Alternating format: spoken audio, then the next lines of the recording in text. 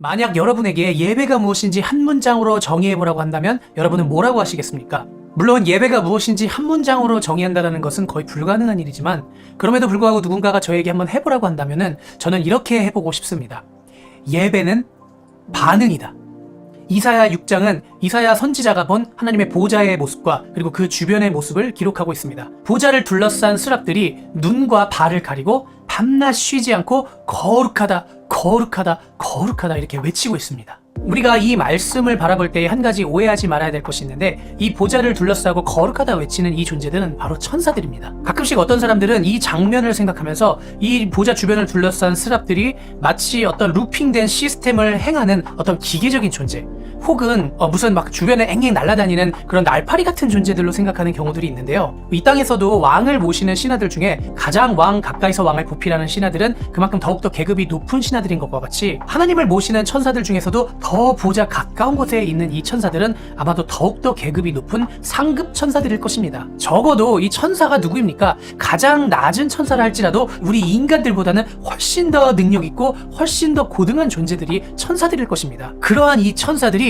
완전하게 압도되어서 고백할 수밖에 없었던 한 가지의 말, 거룩하다. 차마 바라볼 수조차 없어서 그 눈을 가릴 수밖에 없었던, 그럼에도 끊임없이 외칠 수밖에 없었던 그 한 가지의 고백, 거룩하다. 이것은 마치 우리가 갑자기 이런 것을 세게 꼬집혔을 때에 소리가 나오는 것과 같습니다. 처음 맛보는 너무나 맛있는 음식을 먹었을 때에 나도 모르게 막 기분이 좋아지면서 이렇게 탄성을 내지르는 것과 같습니다. 우리가 하나님 하면 떠올릴 수 있는 여러 가지 속성들이 있지만 가장 가까이서 하나님을 바라보고 있는 이 천사들은 하나님은 사랑이시다, 사랑이시다 하지 않았습니다. 하나님은 자비하시다, 자비하시다 이렇게 하지 않았다는 거죠. 그들은 거룩하다, 거룩하다, 거룩하다 이렇게 고백하였습니다. 이것을 통해 우리가 알 수 있는 것은 무엇인가요? 바로 사랑도 하나님의 속성이시고 자비하심도 하나님의 속성이시지만 가장 가까이서 하나님을 바라보고 있는 이 천사들이 정말 반사적으로 내뱉을 수밖에 없는 그 고백은 하나님은 거룩한 분이시라는 것입니다. 그리고 이것을 통해 우리가 알 수 있는 하나님의 가장 주요한 본질적 특성은 바로 거룩하심이라는 것이죠. 이러한 하나님의 거룩하신 속성 앞에 완전히 압도되고 감격해서 그냥 터져 나올 수밖에 없었던 그들의 반응, 이것이 무엇입니까? 바로 보좌 주변의 천사들이 지금 이 순간에도 끊임없이 주님께 올려드리고 있는 예배라는 것입니다. 하나님은 거룩하시다.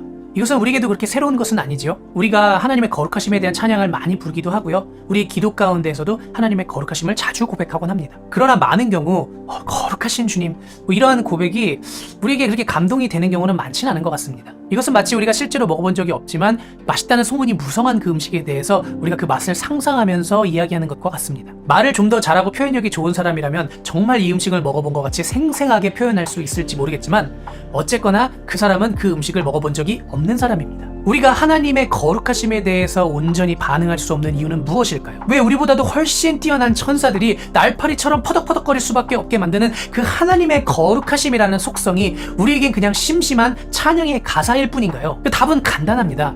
우리가 그 하나님의 거룩하심이 어떤 것인지 알지 못하기 때문입니다. 지금 제가 거룩함이라는 것을 예로 들었지만 그것은 비록 거룩함 뿐만이 아닙니다. 아버지의 사랑, 예수 그리스도의 은혜, 십자가, 이 모든 주제들에 대해서 우리가 경험해 본 적이 없고 우리가 그것을 맛본 적이 없다면 우리가 이것을 온전히 예배하기가 어렵습니다. 우리가 그것에 대해서 반응하지 못하기 때문입니다. 호세아 6장 6절은 이렇게 말씀하고 있습니다. 나는 인애를 원하고 제사를 원하지 아니하며 번제보다 하나님을 아는 것을 원하노라.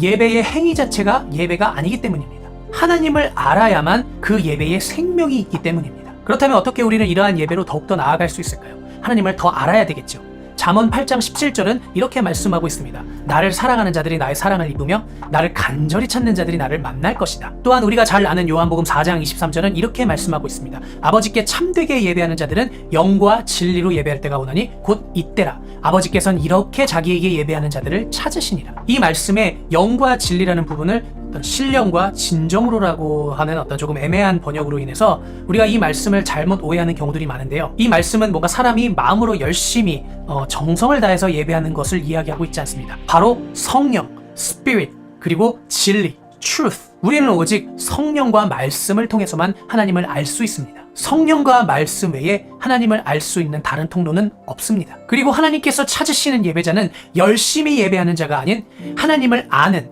하나님의 하나님 되심에 온전히 반응할 수 있는 자입니다. 하나님은 성경 곳곳에서 나를 알라고 끊임없이 말씀하고 계십니다. 그분의 무한히 넓고 깊은 세계로 우리를 초청하고 계십니다. 하나님을 안다는 것은 이 땅에서는 절대로 경험할 수 없는 극한의 아름다움이고 황홀함이고 만족입니다. 그리고 그것은 알면 알수록 더 알고 싶고 보면 볼수록 더 보고 싶고 캐내면 캐낼수록 끝이 없는 무궁무진한 세계입니다. 그렇기에 다윗은 시편 34편에서 우리에게 이렇게 권면하고 있는 겁니다.